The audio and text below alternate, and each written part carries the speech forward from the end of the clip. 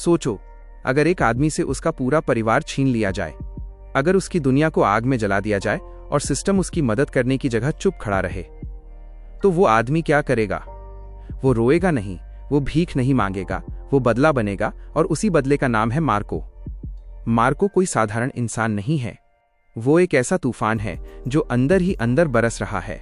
उसकी आंखों में आंसू नहीं, बल्कि आग है, आग जो उन लोगों को जला देने के लिए काफी है जिन्होंने उसकी जिंदगी तबाह की है। इस फिल्म की दुनिया बहुत अंधेरी है। यहाँ दोस्त भी दुश्मन बन जाते हैं और दुश्मन कानून से भी ऊपर होते हैं। हर गली में डर है, हर चेहरे पर नकाब है और हर दिल में लालच। लेकिन इसी अंधेरे में एक आदमी खड़ा है, मार्को, जो अकेला ही पूरे सिस्टम को चुनौती देता है। उसके पास ना कोई फौज है, ना कोई ताकतवर पहचान। उसके पास है तो सिर्फ उसका दर्द, और वही दर्द उसकी सबसे बड़ी ताकत बन जाता है। जब मार्को चलता है तो दुश्मनों की रूह कांपने लगती है। जब वो लड़ता है तो गोलियां भी रास्ता बदल लेती हैं, क्योंकि ये लड़ाई किसी जमीन की नहीं, ये लड़ाई इंसाफ की है। मार्को जानता है कि वो इस जंग से जिंदा नहीं निकलेगा, फिर भी वो पीछे नहीं हटता, क्योंकि उसके लिए मरना आसान है, लेकिन गलत के सामने झुकना नामुमकिन। ये सिर्फ एक एक्शन फिल्म नहीं है, ये एक टूटे हुए इंसान की कहानी है जो पूरी दुनिया से लड़ने निकला है। मार्को एक शांत स्वभाव वाला आदमी था जो अपनी छोटी सी दुनिया में खुश था।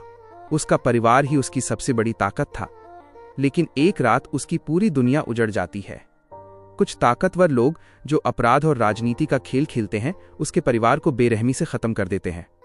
मार्को न्याय के लिए पुलिस और कानून के पास जाता है, लेकिन वहां उसे सिर्फ खामोशी मिलती है।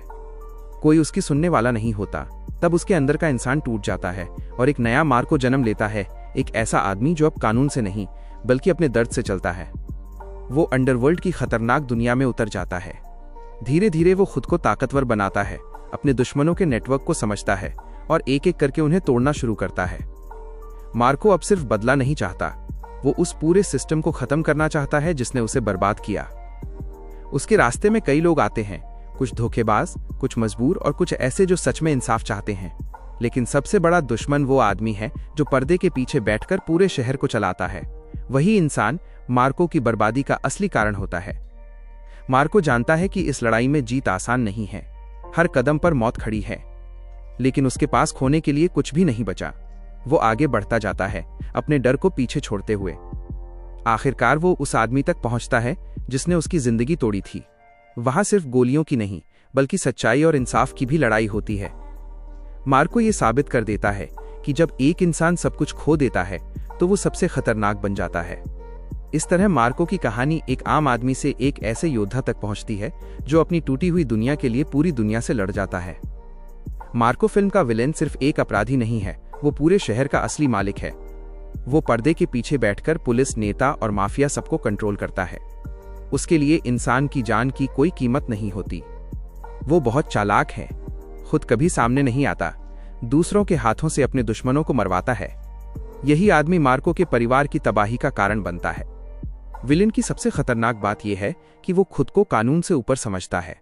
उसे लगता है कि पैसा और ताकत से हर चीज खरीदी जा सकती है। लेकिन मार्को उसकी इसी सोच को तोड़ने निकलता है। मार्को का एक्शन बहुत ही कड़ा और असली लगता है। यहां स्लो मोरो हीरो वाली लड़ाइयां नहीं, बल्कि खून पसीने से भरी जंग दिखाई गई है। हर फाइट सीन में दर्द, गुस्सा और बदले की आग दिखती है। मार्को अकेला कई दुश्मनों से लड़ता है, बंदूक, चाकू और हाथों से सब कुछ इस्तेमाल करता है। कार चेज, गोलीबारी और आमने सामने की लड़ाई फिल्म को और ज्यादा रोमांचक बना देती है।